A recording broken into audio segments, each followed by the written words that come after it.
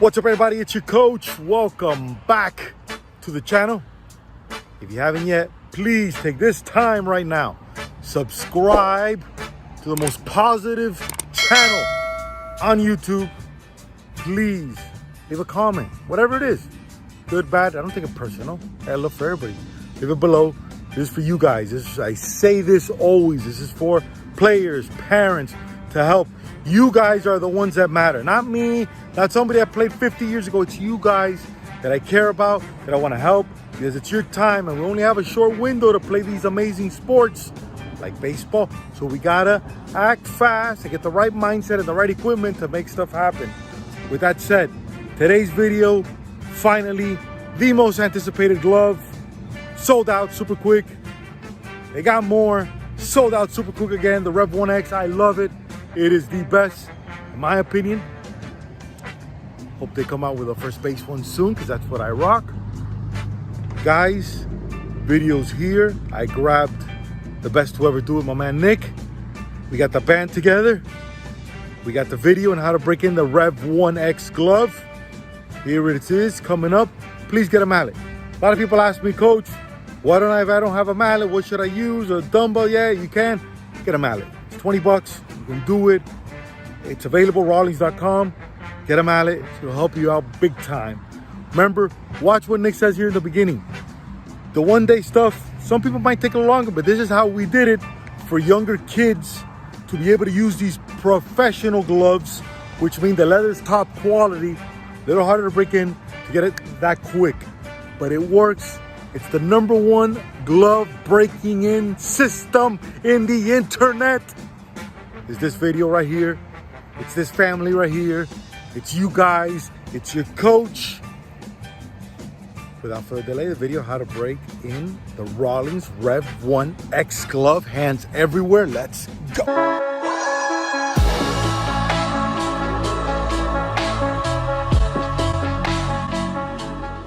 I've been dying to see this glove in person because I've heard so much about it, and I'm dying to see it in person. There it is.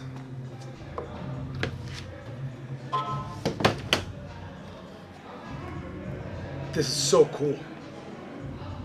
I mean, I don't even know what to do with it. Like it's so cool. I've never seen anything like this. So Nick, couple facts. No more laces. See, there's no laces sticking out anymore. Yeah. They eliminated that. Hard of the hide. So all REV1Xs are all hard of the hide. Okay. Now the customizing of the names. You see where it says in the on the inside of the glove. Yeah. Right there. So now they're putting it right here. So it's Okay. almost like futuristic. They'll put your name. Okay. So right here. so that's my first impression is like, this is not from planet Earth. This is too cool.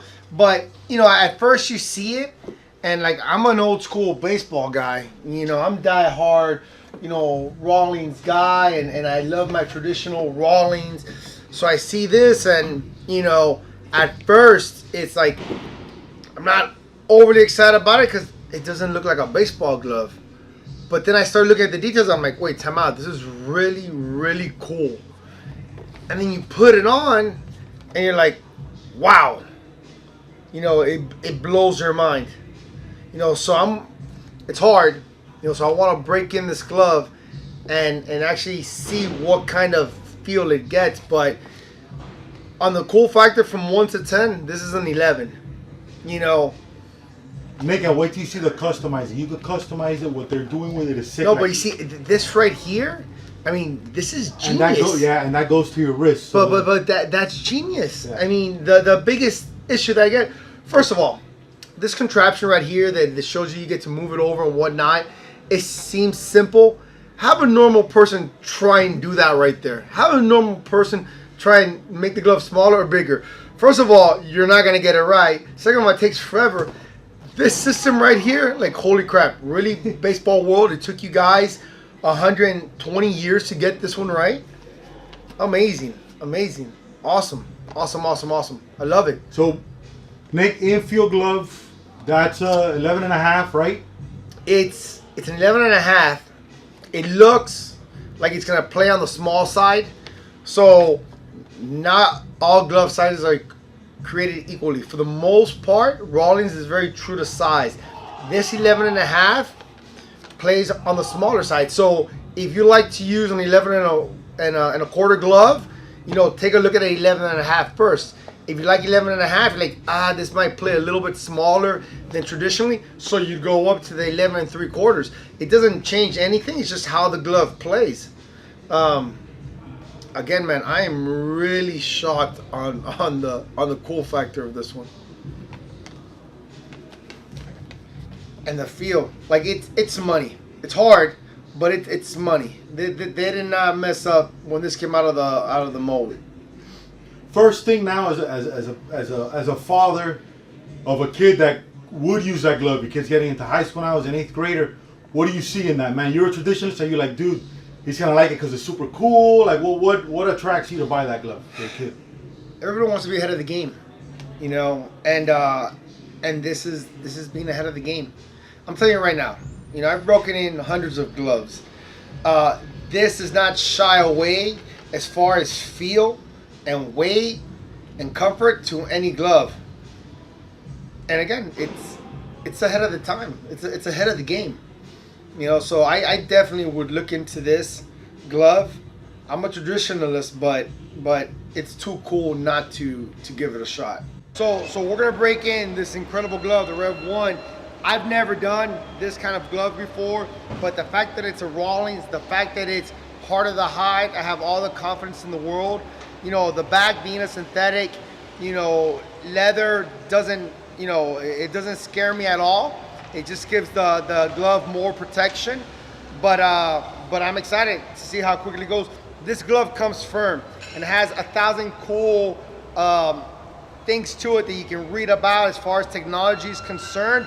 But it does come on the firm side, which to me is a sign of durability, you know, but we still gotta break it in to be able to play. All right, so because we break in the gloves here at the locks, we have the shower on, the water's pretty hot in there. If I was at home, I'd put my faucet hot and I'd get a cup, fill it up with water and just go pouring it all over the glove. And I usually don't stop until I see the glove, the leather part, change colors. It just darkens a little bit. And again, the reason for the water is to be able to manipulate the glove. You get a glove out of factory that already has its mold, you're not gonna be able to break that mold. You're stuck with that mold. Okay, so the water kind of gives us a clean, empty canvas to work with. So the process should take me about 15 seconds.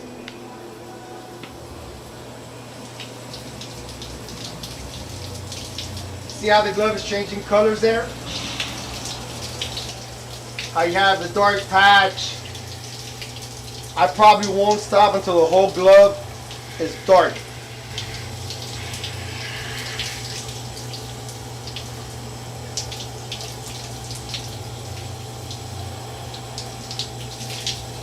Put a little bit more on these fingers in there.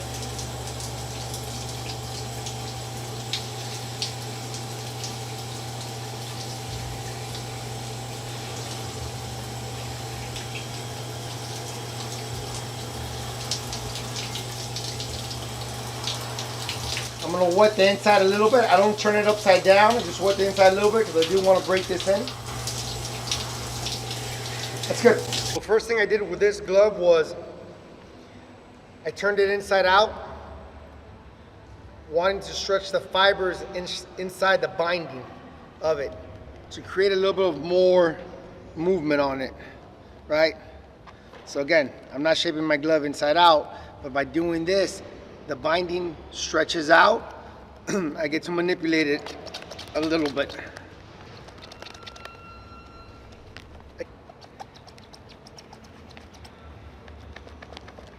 All I'm doing is causing friction by going up and down, squeezing together, really trying to stretch those fibers out.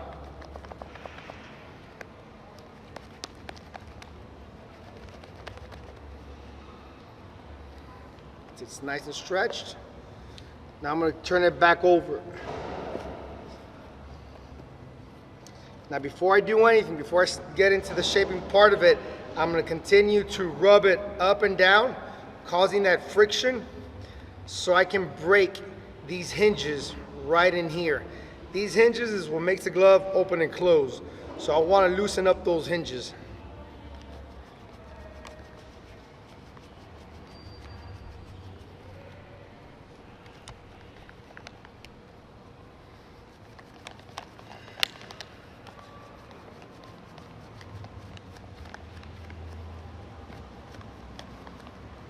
Okay, I'm comfortable now with where the binding is and where the hinges are at. I'm really comfortable with that. I love deep pocket gloves. You know, back in the days, they'd say you don't want a deep pocket, you don't want the ball getting stuck in there. Where the game has gone to, and everybody using the one hands, I mean, they're even instructing infielders, forget outfielders, even the infielders, to catch with one hand. So you want a comfortable pocket. You want the ball to get in there. So my next step is to start working on the pocket. I'm gonna use my customized mallet. You can use any mallet, but regular mallet's fine. But since I break in so many gloves, I made one out of iron so I can pound it into the ground and it not break. Hey, comment below if you want to buy Nick's custom mallet, comment below if this guy should start making these mallets. All right, so I'm not looking forward to that project, but we'll do anything to help out the people out there. So I'm gonna put the glove in my hand. Now I'm gonna identify where the pocket should be, right?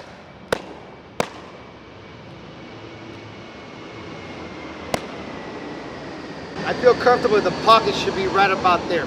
Nick, for a parent that doesn't have your expertise, what should they do with that pocket? Where would you put it? So it all depends how your kid wears the glove or how you as a player wear your glove. Do you go traditional and slide every finger into the glove and pop the index finger out? Or do you put two fingers off to the left side of the glove, which is a very common practice now? So I'm a traditionalist, so I put my glove normal and I try and create the pocket right in here. I call it the U. That's where you want to catch the ball, inside the U. So when I put on my glove, my U is right, let me take this out of the way. My U is right in here, right? It's an infield glove, you know, but that's where I'm gonna wanna catch my balls, especially on this glove.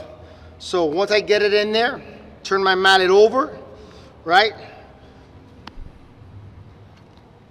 Okay, I'm gonna hold the mallet as if it was a ball in there, squeeze the baseball, so I have a nice pouch right there for the baseball, and I'm gonna just start gently pounding it into the ground. Again, since the leather's wet, it's gonna stretch. If the leather wasn't wet, it's not gonna stretch much. But since it's wet, and I say wet, it's barely damp. It's already dry here in my hand. So I'm gonna continue this process until I see a bubble forming, until I see myself creating that nice round shape.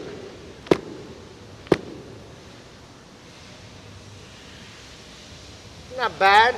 It's still kind of flat here. I want to exaggerate this because the glove is going to want to go back to its regular form. So I really want to exaggerate this.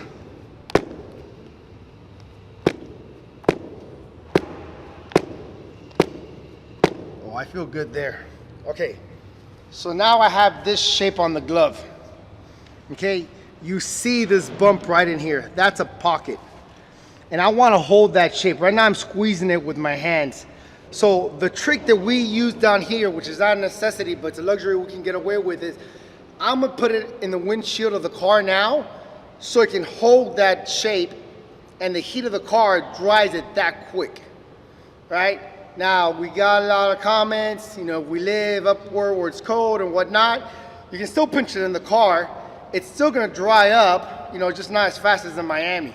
So just like this, we're gonna put the glove inside the windshield of the car. We're actually not gonna use my car because my car's windshield is being taken up by a Rawlings right now. I do about 3 to 4 of these gloves a day, so you know, we're gonna use my boy's car here, Coach HP. Shout out to my man, best in the biz. Okay, so on the walk over here, I took the mallet out. I'm gonna go ahead and do the process again. Again, my mallet, my custom mallet, won't break on the asphalt. So.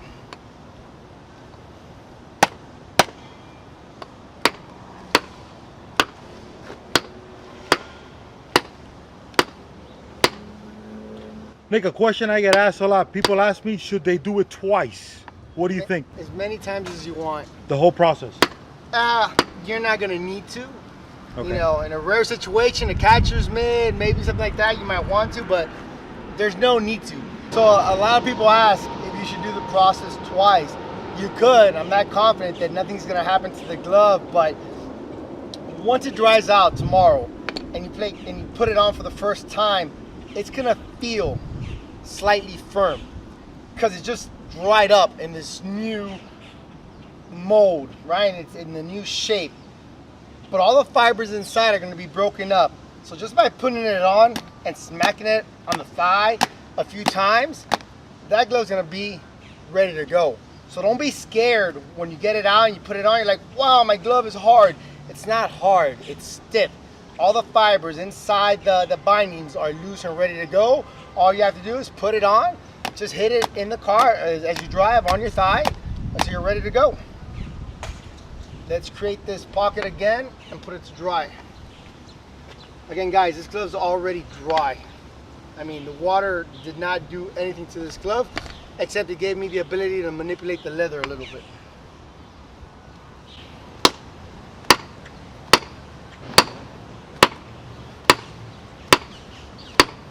All right, so I'm gonna pinch it just like that in the windshield of the car.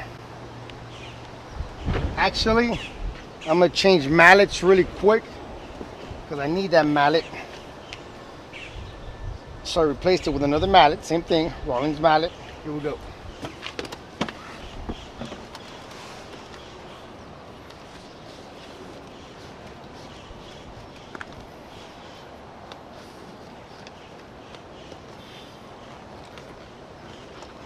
Now when I pinch it, I make sure that it's holding that bubble that I created. That's it. I'm ready to play. What do you think, Nick? So I say 24 hours, but here in Miami, by 3 o'clock in the afternoon. Right now it's, what time, Coach? Right now it's 10:43. This glove is ready to go by 3:30 this afternoon. The best to ever do it, man. Let's do it. Thank you. You waited all the way with the video. It's for you. Comment below. Subscribe. DM me on Instagram. DM me at Coach HP. You want this glove? We're going to give away this glove right here. This is actually what I'm pointing down because I have the computer here. We're going to give it away. Thank you for staying the whole video. Got a comment. Got to subscribe. Let's go. Thank you so much. See you in the next one.